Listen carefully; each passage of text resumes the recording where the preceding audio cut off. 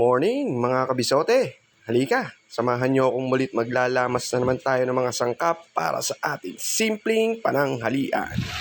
First step, mag-blanch tayo ng mga gulay. Simulan natin sa pechay, sunod natin ang ating sitaw. Yan. At syempre, pritong talong.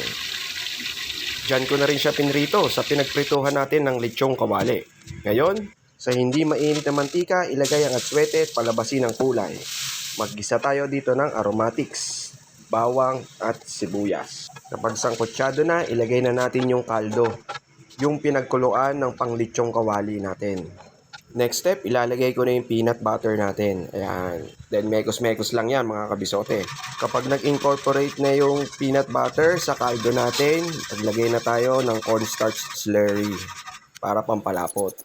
Ayan yung finished product ng lechong kawali natin, and then chop lang natin yan. Shoutout muna kay Cheryl Solier, kay Patrick Minyosa, kay Raymond Inocencio, kay Jonard Eugenio ng Batangas, kay Atoy Jose ng Australia, at kay Leslie Pauline Zablan ng California. Maraming salamat sa inyo, mga kabisote followers. Isang kembot na lang at ready na ang ating crispy kare-kare. Oh, ano pang iniintay mo kabisote? Tara, kakain na!